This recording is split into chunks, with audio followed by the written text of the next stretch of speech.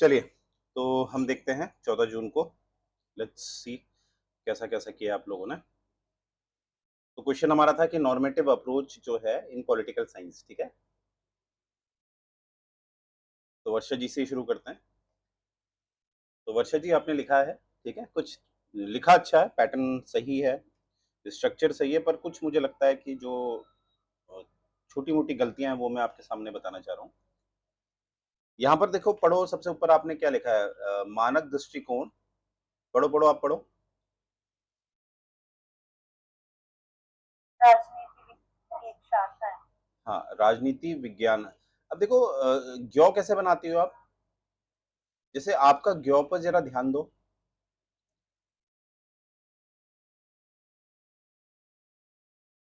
क्या विज्ञान ज्ञो ऐसा होगा। सर वो उसमें ज्वाइन हो रखा है।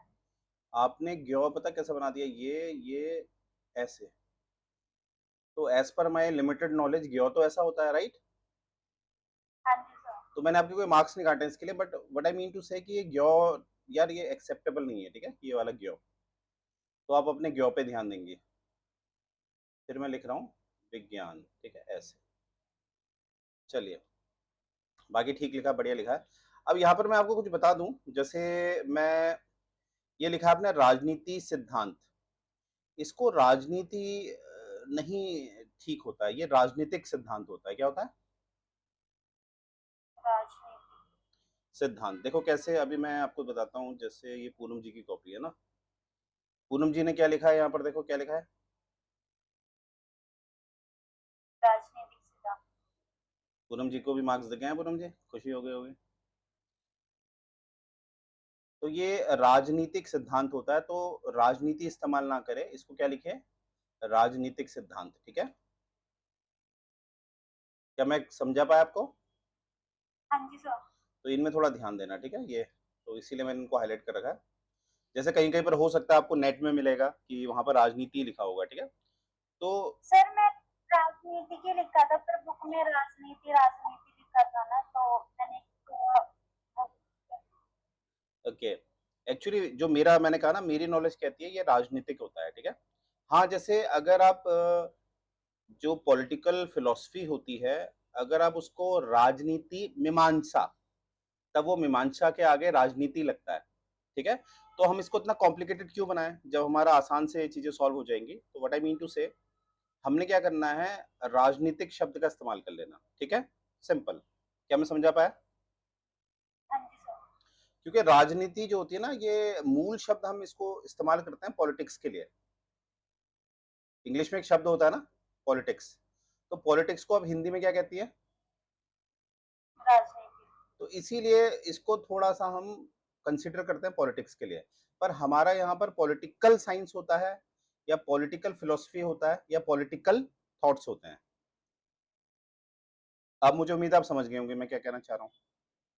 हाँ जी सर। ठीक है, तो ये इसको सिंपल बनाएंगे, ठीक है। तो थोड़ा इस बात में ध्यान देना है। और यहाँ पर भी देखो, ये ज्यो देखो, ठीक है, देखो ज्यो पे काफी ध्यान देना है आपने, ठीक है। ओके, अब देखो, यहाँ पर आपने क्या लिखा है, मानक दृष्टिकोण राजनीतिक, राजनीति विज्ञान की एक शाखा है।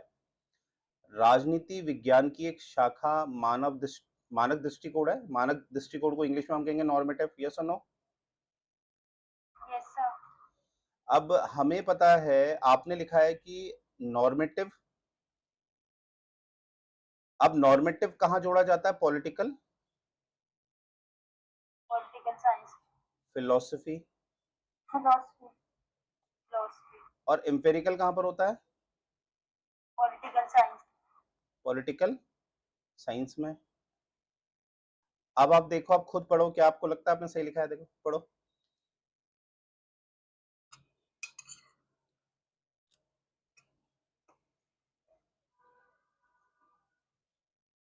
यहाँ पर राजनीतिक विज्ञान के बदले पता क्या आना चाहिए था, राजनीतिक सिद्धांत।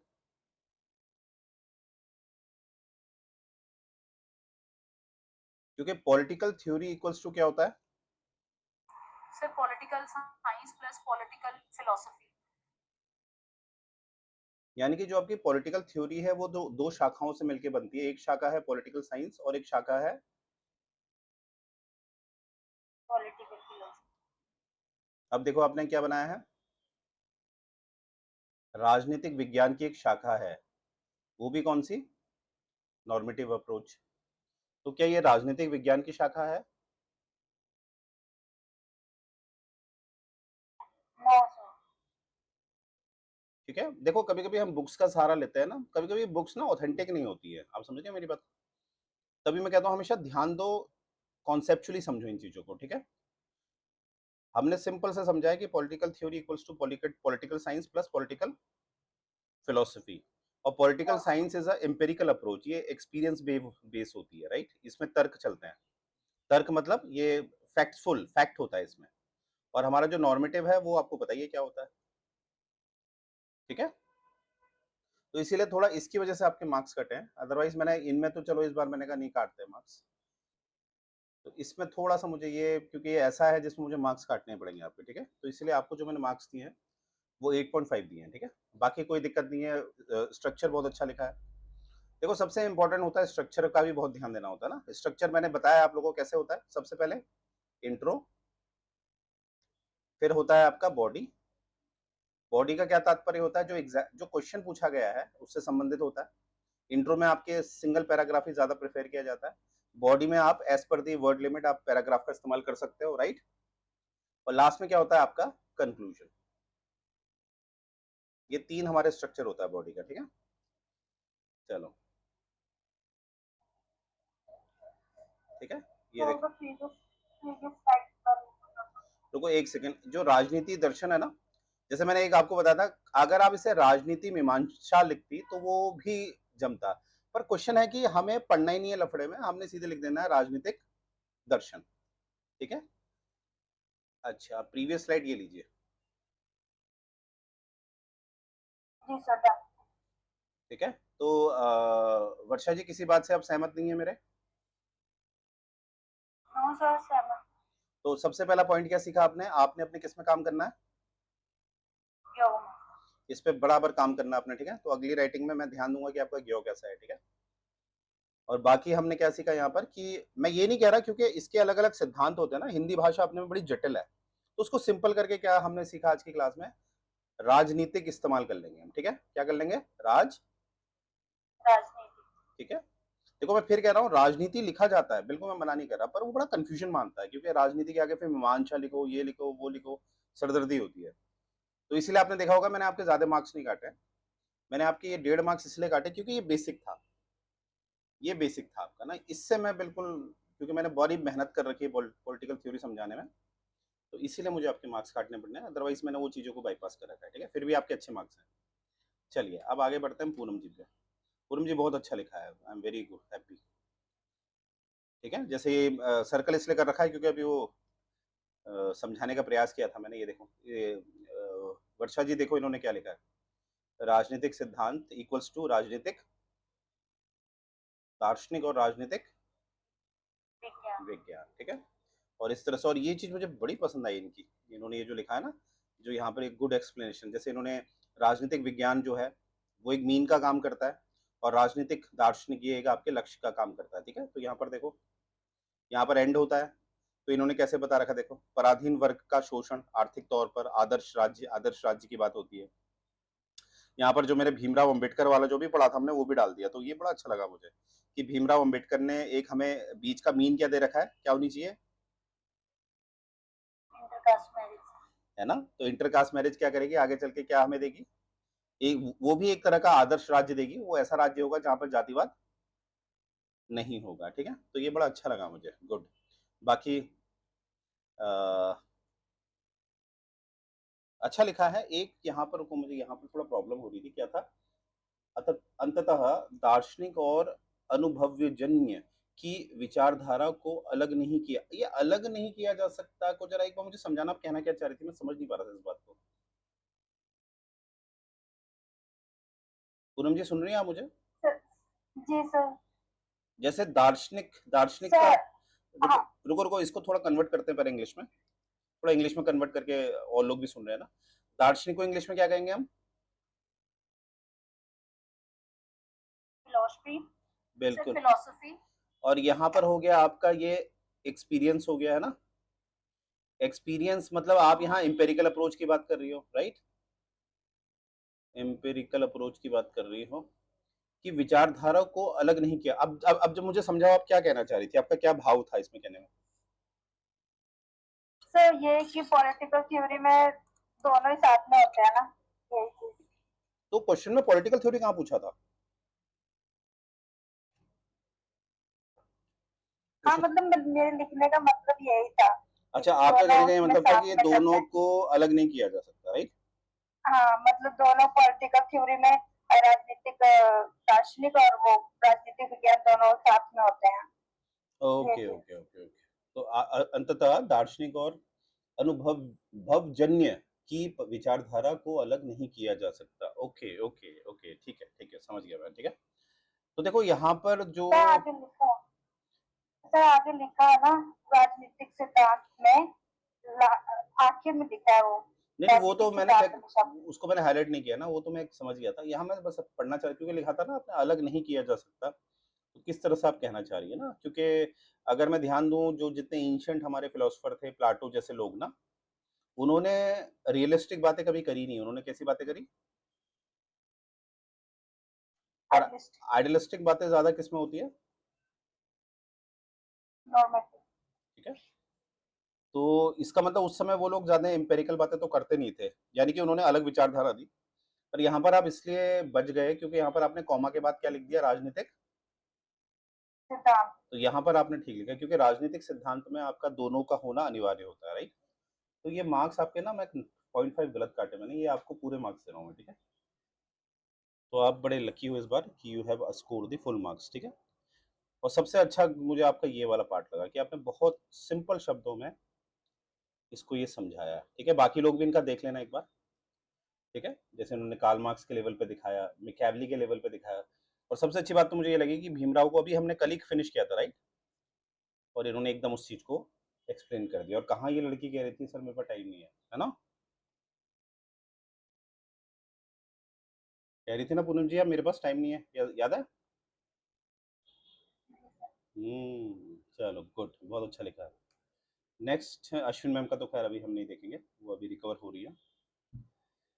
अच्छा, आशु मैम का मैं अभी थोड़ी देर में डिस्कस करूंगा, पहले मैं केशव जी का डिस्कस करता हूँ।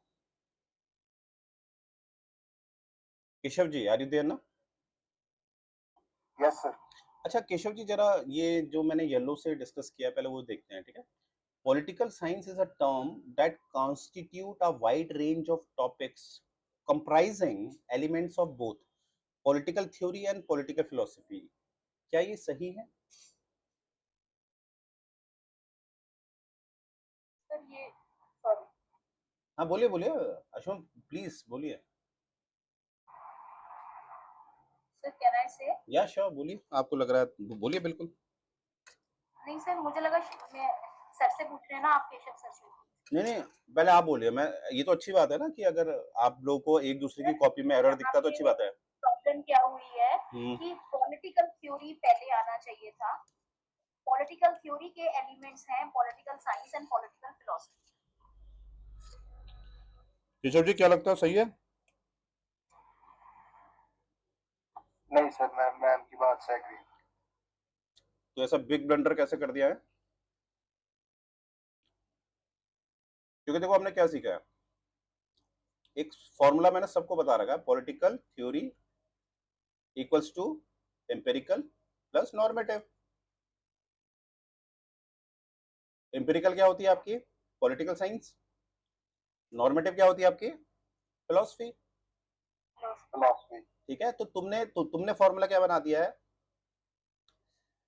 अगर मैं इसको एक मैथ्स ही लगाता हूँ तो मैथ्स क्या बताएगी मुझे, मैथ्स बताएगी अगर मैं एम्पेरिकल को इधर ला रहा हूँ तो मैं लिखूंगा normative minus political theory. Theory. पर ये फिर कॉम्प्रोमाइजिंग नहीं हो गया ना। कॉम्प्रोमाइजिंग मतलब होता है, कंप्राइजिंग मतलब होता है कि दोनों को इकट्ठा लेना। पर ये देखो, ये मैथ्स लगा के भी ये फॉर्मूला बन ही नहीं पा रहा, ठीक है। तो इसीलिए बाकी तुमने बहुत अच्छा लिखा है, बहुत अच्छा लगा मुझे। बाकी तो नो डाउट तुम बहुत सिंपल लिखते हो चीजों को, जो पूछा जाता है उसी में रहते हो, ठीक है। समराइज भी अच्छा किया है, मुझे अच्छा लगा तुम्हारा समराइज। बाकी तुमने कहीं गलती नहीं कर रखी। जैसे एक हिंट में दे रहा हूँ, जैसे समराइज करते हैं, तुमने क्या लिखा है, to summarize the normative approach in political science. अब normative approach in political science is essential shaping our understanding of political life by emphasizing on ethics. ठीक है भैया, पॉलिटिकल साइंस में एथिक्स को जोड़ता है आपका normative approach. It complements individual नहीं सॉरी एम्पिरिकल एनालिसिस, ठीक है, analysis by guiding political action and policies towards the ideal of justice and human dignity. तुमने क्या बता रखा है यहाँ पर कि जो हमारा साइंटिफिक अप्रोच है, जो हमारी साइंटिफिक अप्रोच है, उसमें अगर हम एथिक्स डालना चाहते हैं या कोई सिचुएशन को आइडल बनाना चाह रहे हैं तो उसमें हमारा नॉर्मेटिव अप्रोच होना चाहिए, राइट. तो यहाँ पर तुमने बिल्कुल सही लिखा है. यहाँ पर भी मैंने देखा तुमने सही लिखा है. देखो यहाँ पर देखो, political theory is concern with the analysis of political system, behaviour, structure etcetera, involving क्या लिखा है तुमने, एम्पिरिकल एंड नॉर्मेटिव. देखो तुमने ही लिखा है ये इन्वॉल्विंग या कंप्राइजिंग. तुम्हारा ये स्टेटमेंट अगर इसको एक्स स्टेटमेंट मानता हूं और इसको वाई, दोनों ही आपस में कॉन्ट्राडिक्ट कर गया और x is a right answer, तो तुम्हारे ही माइंड ने उसी चीज को अपने आप ठीक कर दिया सेकंड में. पर एग्जाम में क्या प्रॉब्लम होगी, तुम्हें मार्क्स नहीं मिलते, वो तो मैं मार्क्स दे रहा हूँ. अगर आपका पहला स्टेटमेंट ही गलत हो गया तो आपकी फर्दर कॉपी चेक नहीं होती है. क्या मैं समझा पाया? जितना मुझे पता है. तो देखो तुम खुद देखो, तुमने वहां पर गलती करी है, बार बार वही गलती करी होती तो मैं ये मानता कि तुम्हारा माइंड इस चीज को एक्सेप्ट, तुम्हारे माइंड में ये फीड हो गया, पर तुमने ही वो चीज सही लिखी है. तो यहाँ पर आई डोंट नो तुमने गलती क्यों करी. लैक ऑफ कंसंट्रेशन हो सकता है, राइट. क्या मेरी बात समझ पाए? Yes sir. ठीक है, इसलिए तुम्हारे पूरा 1 मार्क्स कट गया. ठीक है, इसमें कोई आपको कोई शिकायत तो नहीं है मेरे किसी बात से? नहीं सर. चलो ठीक है. अब मैं आ रहा हूँ आशु मैम पे. ठीक है, आशु मैम, ये पैटर्न आपने इस्तेमाल किया, बहुत अच्छा लगा मुझे. नए नए आप अप्रोच लाती हैं अपनी. ठीक है, और देख रहे होंगे आप, मैंने जब पढ़ा तो आपने बहुत वो कैब एज यूजुअल बहुत अच्छा लिखा है, बहुत नई नई चीज़ें लिखी हैं, राइट. जैसे आपने बड़े एक्यूमेन का इस्तेमाल कर रखा है, टेलीलॉजी का इस्तेमाल कर रखा है. ठीक है, टेलीलॉजी का क्या मतलब होता है, किसको पता है टेलीलॉजी का क्या मतलब होता है? सर एंड जो किसी भी चीज का ना एंड यूज वैल्यू क्या है, मतलब जैसे हम कहते हैं ना कि अंततः हम क्या चाहते हैं, उसकी वैल्यू क्या है. यानी कि यहाँ पर क्या मैं कह सकता हूँ कि जो टेलीलॉजी होती है वो हमारी थोड़ा फिलोसफिकल पार्ट होती है. कह सकते हैं सर. हाँ, फिलोसफिकल में ज्यादातर पार्ट, इसका मैक्सिमम पार्ट हम फिलोसफिकल से ही शुरू करते हैं. नॉर्मेटिव मतलब वही कि जी, मतलब जैसे आइडियल स्टेट की हम बात करते हैं, जैसे क्या है कि जैसे एक अगर मैं रेडिकल फेमिनिज्म को अपनाऊं, मैं रेडिकल, अब तो क्योंकि आपने फेमिनिज्म पढ़ा है तो तभी मैं ये मुद्दा उठा रहा हूँ. अगर मैं रेडिकल फेमिनिज्म की बात करूं तो वहाँ की जो महिलाएं हैं, वहाँ की जो विचारधारा है, वो चाहती है कि आदमियों को बिल्कुल हटा दिया जाए, आदमी की हमें कोई नीड नहीं है. ठीक है, तो इस तरह की विचारधारा जो है उससे क्या होगा, फिर औरतों का कभी भी कोई भी शोषण नहीं करेगा और औरतों को सम्मान मिलेगा. तो ये एक टेलीलॉजिकल अप्रोच होगी, राइट. हाँ जी सर, बेसिकली ना मेरे दिमाग में सिर्फ इडियोलॉजी का एक मतलब आता है कि किस चीज का कितना गुडनेस है इन द एंड. जी. हाँ, जैसे यूटिलिटेरियन का कंसेप्ट आता है ना सर गुड, कि रुके रुके रुके मैक्सिमम एक गुडनेस. सेकंड. आपकी और मेरी बात एक ही तो है. आपने क्या बोला अभी? सर मेरे को ये समझ में आता है कि कितनी गुडनेस है, तो रेडिकल फेमिनिज्म में औरतों का शोषण हो रहा है, तो औरतों का शोषण कैसे रुकेगा, यही तो बात की जाती है कि भैया आदमियों को बिल्कुल अपनी जिंदगी से अलग कर दो, हाँ जिससे कि क्या होगा, गुड लाइफ किसकी हो जाएगी? सर, जो औरतें वुमेन्स हैं. हैं, हाँ, औरतें. तो मैं ये इसलिए डिस्कस कर रहा हूँ आपसे जैसे कि बाकी लोगों को भी इस शब्द का अच्छी तरह मतलब पता चल जाए और वो अपने माइंड में इसको फीड कर लें, क्योंकि ऐसे शब्दों का, टेलीलॉजी को आप हिंदी में भी लिख सकते हैं, टेलीलॉजी. तो टेलीलॉजी शब्द का कोई ऐसा है जिसको अभी भी समझ में नहीं आ रहा है टेलीलॉजी शब्द क्या होता है? क्लियर है? Yes sir. ठीक है, टेलीलॉजी शब्द का इस्तेमाल, यानी कि क्या मैं कह सकता हूँ, टेलीलॉजी अप्रोच जो होती है वो एक आइडियलिस्टिक होती है, रियलिस्टिक से ज्यादा क्या होती है? आइडियलिस्टिक. Very good. वैसे ही एक शब्द होता है डियोंटोलॉजी. डियोंटोलॉजी वो एक रियलिस्टिक होता है. क्या होता है?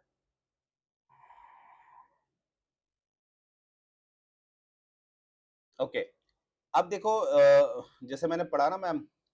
अच्छा मैम, मुझे इसमें कमी लगी. ठीक है, अब देखो आपको लग रहा होगा मैंने कहीं पर भी इनकरेक्ट नहीं किया है, कुछ भी इनकरेक्ट नहीं है, यानी कि फिर भी मैं कह रहा हूँ कमी लग रही है. अब मैं इसको कैसे बताता हूँ ना, कैसे प्रूफ करते हैं इसको. केशव, मुझे सुन रहे हो? Yes sir. जरा इसको स्टडी करो, आई एम गिविंग यू 2 या 3 मिनट्स, इसको जरा मतलब पढ़ पा रहे हो ना, ज़ूम वूम कर मतलब फट तो नहीं रहे पिक्सल? नहीं सर, विजिबल है। अब तुम ऐसे इमेजिन करो कि तुम एक टीचर हो, तुम एक कॉपी चेक कर रहे हो, तो तुम्हें क्या चैलेंजेस आ रहे हैं? वोकैब वाला चैलेंज नहीं है, एक कंसीडर किया जाएगा, बट उसके अलावा तुम्हें क्या चैलेंज लग रहा है? चलो शुरू हो जाओ, फिर मुझे अपना जेन्युइन फीडबैक देना। तुम्हारे पास 3 मिनट है, ठीक है? सर पूरा मतलब ओवरऑल पढ़ के? हाँ, मतलब एक थोड़ा-सा वही है, दाल में नमक बताओ, तो दाल पूरी थोड़ी ना पीनी है तुमने, थोड़ी-सी है ना? बस मैं चाह रहा हूँ तुम लोग का लेवल चेकिंग वाला भी होना चाहिए। बाकी लोग भी ट्राई करो, वर्षा जी, पूनम जी, आशु मैम के अलावा हर कोई ट्राई करेगा।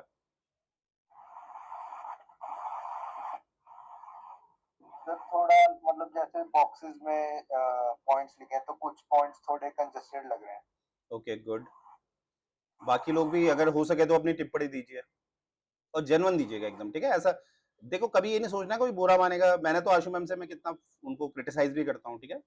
ये कंस्ट्रक्टिव क्रिटिसिज्म होता है, राइट? ये मत सोचिए कोई बुरा मान जाएगा, पर्सनल कोई नहीं लेगा इस चीज को, राइट?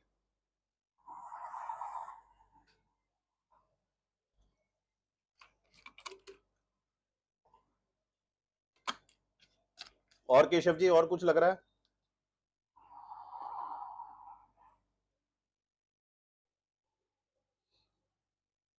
सर अभी तो यही आया माइंड में। ओके, कंजस्टेड लग रहा है, ठीक है। और वर्षा जी, आपको कुछ लग रहा है? वर्षा जी हैं, चली गई हैं? यस सर, मैं पढ़ रही हूँ अभी। अच्छा, ठीक है। पूनम जी, आपको? अब आशु मैम भी बताएंगे। आशु मैम, आपको क्या लग रहा है, इसमें क्या कमी हो रही है? सर मेरे हिसाब से बस जो अब मुझे रियलाइज हो रहा है ये बात का कि शायद मैंने इसको कंक्लूड नहीं किया, एक जो हम इवेंचुअली करके करते हैं, आई ओके, थिंक वो उसका लैकिंग है, थोड़ी अच्छा, उसकी डर है वहाँ पे। बिल्कुल। अच्छा, मैं कुछ बोलने जा रहा हूँ, मेरा जो फीडबैक है आप लोग बताइएगा इस ठीक है या नहीं है। मैंने आप लोगों को बताया कि हमेशा एक स्ट्रक्चर होगा ना, तो मजा आता है। जैसे एक इंट्रो होना चाहिए, उसके बाद जो चर्चा है, यानी कि जो बॉडी में चर्चा की जाएगी वो होगा, फिर लास्ट में क्या होगा? कंक्लूजन। कंक्लूजन। अब इसमें प्रॉब्लम क्या हो रही है कि पता ही नहीं चल रहा कौन सा इसमें इंट्रो है, किसको मैं इंट्रो मानूं, किसको मैं बॉडी मानूं, और किसको मैं कंक्लूजन मानूं। कंक्लूजन। बताइए, ऐसी कुछ प्रॉब्लम हो रही है? सभी देखिए, यस सर। जी सर। एक्चुअली ये मैम जो है ना, ये अगेन आई से, ये है आपका फॉर द न्यूज़पेपर, ठीक है सर। ये न्यूज़पेपर है। यानी कि देखो, मैंने कहीं गलत नहीं किया है, कहीं पर भी आपने कुछ गलत लिखा ही नहीं है ना। स्पेलिंग मिस्टेक है, आपको बताइए मैं कितना डेप्थ हर एक वर्ड को पढ़ पढ़ के चेक करता हूँ, ठीक है? ना मुझे कोई स्पेलिंग मिस्टेक दिखी इसमें, ठीक है? जैसे यहाँ पर मुझे थोड़ा ओवर राइटिंग तो नहीं कहूंगा मैं से, क्योंकि आपने मिटा रखा है कुछ, ये यहाँ पर थोड़ा सा दिखा मुझे, फिर मैंने कहा चलो इसको मैं बाईपास कर देता हूँ। बस प्रॉब्लम यहाँ पर ये आई कि यहाँ पर ये मीन्स राइटिंग वाला स्ट्रक्चर नहीं मिला मुझे, ठीक है? और आप कभी भी इंटरनेट में भी कभी मीन्स कॉपी चेक करेंगे, वहां पर आपको ये वाला पैटर्न कहीं नहीं मिलेगा।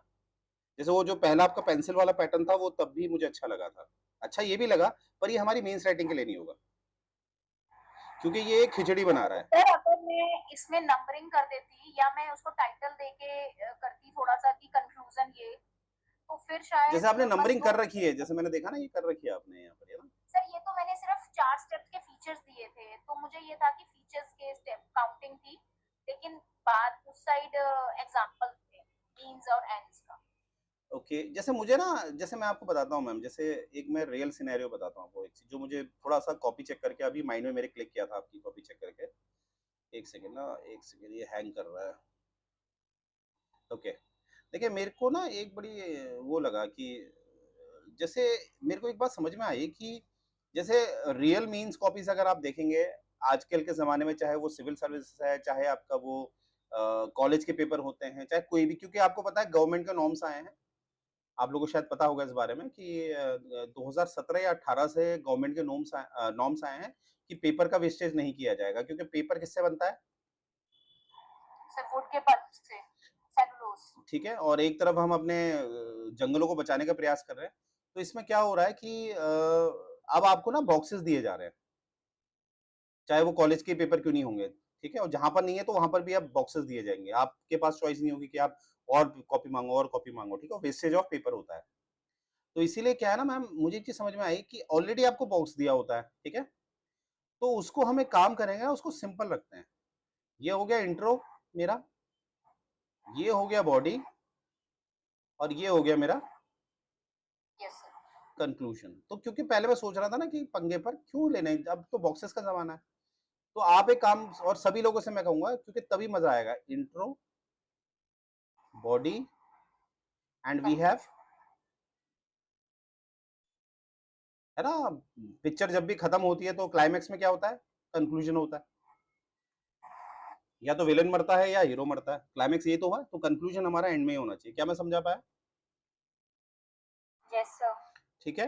बाकी मैंने हमेशा कहा है, आशु मैम से क्या सीखने को मिलता है, मुझे भी सीखने को मिलता है, थोड़ा सा वोकैब अच्छी है इनकी, ठीक है, कि जैसे एक्यूमेन, मैंने, और याद करिए, मैंने एक स्टार्टिंग में टोल्ड यू समथिंग कि अगर मूल शब्द अगर आपका विदेशी है, मूल शब्द अगर आपका विदेशी है, तो वहां पर आप उच्चारण पे ज्यादा ध्यान देंगे, उसके जो स्पेलिंग है वो ऊपर नीचे हो जाती है, याद है ना सभी लोगों को?